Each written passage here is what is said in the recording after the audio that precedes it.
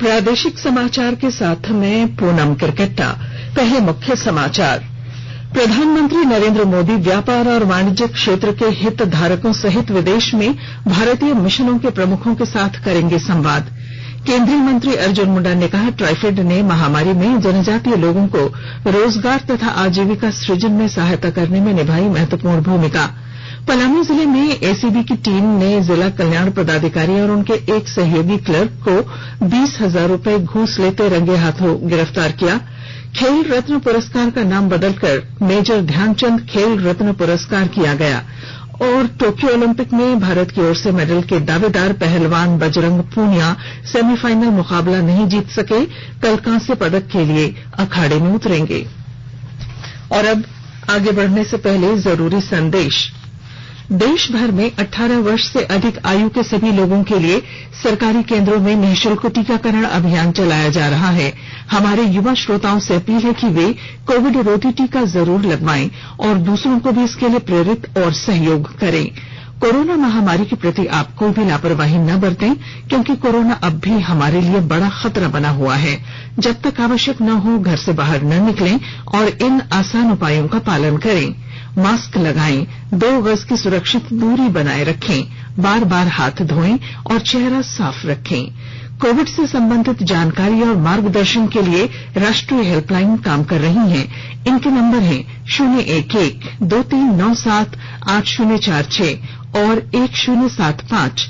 इसके अलावा राज्य हेल्पलाइन नंबर 104 डायल कर समस्या का त्वरित समाधान लिया जा सकता है। प्रधानमंत्री नरेंद्र मोदी आज शाम वीडियो कॉन्फ्रेंसिंग के जरिए देश के व्यापार और वाणिज्य क्षेत्र के हितधारकों सहित विदेशों में रह रहे भारतीय मिशनों के प्रमुखों के साथ बातचीत करेंगे। हमारे संवाददाता ने बताया है कि ये कार्यक्रम local goes global, make in India for the world के लिए विदेशों में भारतीय मिशनों के प्रमुखों का आह्वान है। केंद्रीय जनजातीय कार्य मंत्री अर्जुन मुंडा ने कहा है कि ट्राइफेड ने वैश्विक महामारी कोरोना संक्रमण काल के दौरान जनजातीय लोगों को रोजगार तथा आजीविका सृजन में सहायता करने में महत्वपूर्ण भूमिका निभाई। केंद्रीय मंत्री ने कहा कि ट्राइफेड ने उद्यम और वाणिज्य के माध्यम से जनजातीय सशक्तीकरण के अपने मिशन की दिशा में लगातार काम करने के अपने प्रयासों को 2 गुना कर दिया है। श्री मुंडा आज ट्राइफेड के 34वें स्थापना दिवस पर संस्थान के मुख्यालय में आयोजित कार्यक्रम को संबोधित कर रहे थे। इस मौके पर ट्राइफेड के प्रबंध निदेशक प्रवीर कृष्ण ने कहा कि भारत में अनुसूचित जनजाति की कुल आबादी की 8% से अधिक है। लोग आदिवासी समाज की अनूठी संस्कृति, हस्तशिल्प कलाकृतियों और गीतों की आज सराहना करते हैं, जबकि ट्राइफेड के माध्यम से इनकी आजीविका को भी मजबूत करने और आर्थिक रूप से सुदृढ़ बनाने की कोशिश की जा रही है। केंद्र सरकार देश में कृषि की पैदावार और किसानों की आमदनी बढ़ाने के साथ साथ उनके कल्याण के लिए लगातार काम कर रही है। राज्यसभा में एक लिखित उत्तर में कृषि और किसान कल्याण मंत्री नरेंद्र सिंह तोमर ने कहा कि कृषि और किसान कल्याण विभाग के बजट में पिछले 7 वर्षों की अवधि में कई गुणा वृद्धि की गई है। उन्होंने कहा कि कृषि उत्पादन बढ़ाने और किसान कल्याण योजनाओं के क्रियान्वयन के लिए बजट को 21,900 करोड़ रुपए से बढ़ाकर 1,23,000 करोड़ रुपए से अधिक कर दिया गया है। देश में कल 57,97,000 से अधिक कोविड के टीके लगाए गए। राष्ट्रव्यापी टीकाकरण अभियान के तहत अब तक 49 करोड़ 53 लाख से अधिक टीके लगाए जा चुके हैं। स्वास्थ्य मंत्रालय ने कहा है कि स्वस्थ होने की दर 97.36% हो गई है। कल 41,000 से अधिक रोगी ठीक हुए। अब तक 3 करोड़ 10 लाख से अधिक मरीज स्वस्थ हो चुके हैं। पिछले 24 घंटों के दौरान 44,000 से अधिक नए मरीजों की पुष्टि हुई। इस समय 4,14,159 सक्रिय मामले हैं, जो कुल संक्रमितों का 1.30% है। पिछले 24 घंटों के दौरान 464 रोगियों के संक्रमण से मरने की पुष्टि हुई है। इसे मिलाकर अब तक इस संक्रमण से 4,26,754 लोगों की मौत हो चुकी है।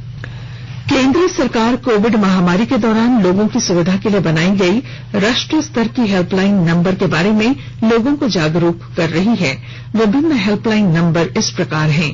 कोविड संबंधी सवालों के जवाब के लिए स्वास्थ्य और परिवार कल्याण मंत्रालय की हेल्पलाइन 1075, राज्य हेल्पलाइन 104, महिला और बाल विकास मंत्रालय की चाइल्ड हेल्पलाइन 1098, वरिष्ठ नागरिकों के लिए हेल्पलाइन 14567, मनोवैज्ञानिक सहायता के लिए निम्हांस का नंबर है 080461100007, आयुष कोविड परामर्श हेल्पलाइन 14443 और My GOV WhatsApp help desk number है 9013151515।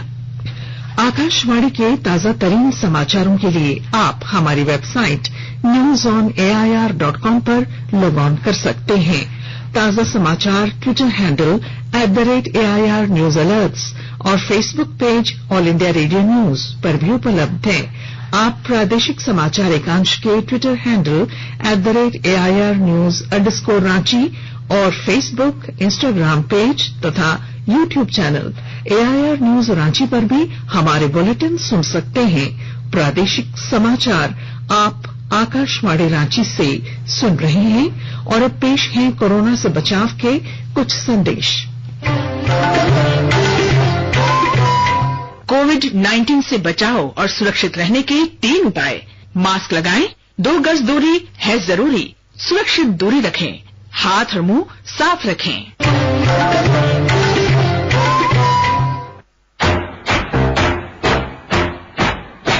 चलो एक शुरुआत करें, चलो एक फैसला आज करें, मास्क नहीं तो टोकेंगे, कोरोना को रोकेंगे। चलो एक इरादा करते हैं, चलो कुछ इरादा करते हैं, मास्क नहीं तो टोकेंगे, कोरोना को रोकेंगे। भारत सरकार द्वारा जनहित में जारी। प्रादेशिक समाचार में आपका फिर स्वागत है।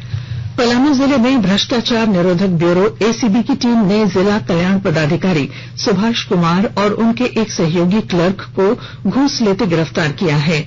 दोनों जनजातीय समाज के धुमकुड़िया भवन निर्माण के आवंटन की एवज में 20,000 रूपये घूस ले रहे थे। दोनों को पलामू समाहरणालय स्थित उनके कार्यालय से रंगे हाथों पकड़ा गया। बाद में उनके आवास पर भी छापेमारी की गई, जहां से 2,83,000 रूपये नकद बरामद किए गए। इसके साथ ही पलामू एसीबी ने इस वर्ष का 11वां ट्रैप केस पूरा कर लिया है। धनबाद के जिला एवं सत्र न्यायाधीश उत्तम आनंद की संदिग्ध मौत मामले में न्यायिक हिरासत में जेल में बंद ऑटो चालक और उसके सहयोगी को पूछताछ के लिए रिमांड पर लेने के लिए सीबीआई धनबाद कोर्ट पहुंची है। बताया गया है कि सीबीआई आरोपितों की ब्रेन मैपिंग और नार्को टेस्ट के लिए भी अदालत में आवेदन दे सकती है। धनबाद समाहरणालय परिसर में स्वास्थ्य मंत्री बन्ना गुप्ता की अध्यक्षता में आज 20 सूत्री की बैठक के दौरान 12वीं में फेल छात्राओं ने अनियमितताओं का आरोप लगाकर हंगामा शुरू किया। इस दौरान हंगामा कर रही छात्राओं पर पुलिस को हल्का बल प्रयोग करना पड़ा। लातेहार जिला फाइलेरिया उन्मूलन अभियान में एक रिकॉर्ड बनाने की दिशा में अग्रसर है। और अधिक जानकारी के साथ हमारे लातेहार संवाददाता। लातेहार जिले के उपायुक्त अब्दुल इमरान ने बताया कि फाइलेरिया उन्मूलन अभियान में लातेहार जिला संभावित रिकॉर्ड बनाने की ओर बढ़ रहा है। उन्होंने बताया कि जिले का कुल लक्ष्य 7,66,868 के विरुद्ध 7,18,100 लोगों को फाइलेरिया रोधी दवा खिलाई जा चुकी है, जो लक्ष्य का 93.6% है। उन्होंने कहा कि 10 दिनों में स्वास्थ्य कर्मी, सहिया व आंगनबाड़ी सेविकाओं ने बेहतर काम किया है। उपायुक्त ने जिलावासियों के सहयोग की सराहना करते हुए कहा कि जिले के फाइलेरिया मुक्त बनाने के लिए जिलेवासियों ने भी अपनी सहभागिता सुनिश्चित कराई है, जो काफी सराहनीय है। संजय कुमार तिवारी, आकाशवाणी समाचार, लातेहार। मनरेगा आयुक्त राजेश्वरी बी ने आज रांची के बेड़ो प्रखंड का दौरा किया। मनरेगा योजना के तहत मनरेगा पार्क का निर्माण किया गया। मनरेगा पार्क में बिरसा मुंडा हरित ग्राम योजना के तहत 39 एकड़ में आम बागवानी और 9 एकड़ में टीसीबी का काम किया जा रहा है। आम बागवानी के 37 लाभुक हैं, जिनमें 10-10 महिलाएं हैं। मनरेगा पार्क में मनरेगा योजना के तहत डोभा सिंचाई, कूप, जलकुंभ, नाडेफ आदि योजनाओं का निर्माण किया गया है। गिरिडीह के सांसद चंद्र प्रकाश चौधरी ने नई दिल्ली में केंद्रीय जल शक्ति मंत्री गजेंद्र सिंह शेखावत से अपने संसदीय क्षेत्र के गिरिडीह जिला अंतर्गत जमुनिया जलाशय योजना और मध्य उसरी जलाशय योजना की ओर ध्यान आकृष्ट कराया है। श्री चौधरी ने केंद्रीय मंत्री को जानकारी दी कि ये दोनों योजनाएं केंद्रीय जल आयोग द्वारा जल संसाधन विभाग अंतर्गत स्वीकृत हैं। इसके बावजूद इन दोनों योजनाओं का कार्य अब तक शुरू नहीं किया गया है। केंद्रीय जल शक्ति मंत्री ने सांसद को जल्द ही सकारात्मक कार्रवाई करने का भरोसा दिलाया। टोक्यो ओलंपिक में भारत की ओर से मेडल के दावेदार पहलवान बजरंग पूनिया सेमीफाइनल मुकाबला नहीं जीत पाए। अजरबैजान के हाजी अलीयेव ने उन्हें 12-5 से हरा दिया। अलीयेव 57 किलोग्राम में रियो 2016 के ब्रॉन्ज मेडलिस्ट और 61 किलोग्राम में 3 बार के वर्ल्ड चैंपियन हैं। अब बजरंग पूनिया कल कांस्य पदक के लिए अखाड़े में उतरेंगे। इधर महिला हॉकी में भारतीय टीम चौथे स्थान पर रही। कांस्य पदक के मैच में ब्रिटेन ने कांटे की टक्कर में 4-3 से भारत को मात दी। ओलंपिक्स में इतिहास में भारतीय महिला टीम का ये सर्वश्रेष्ठ प्रदर्शन है। प्रधानमंत्री नरेंद्र मोदी ने कहा है कि महिला हॉकी टीम के शानदार प्रदर्शन को देशवासी हमेशा याद रखेंगे।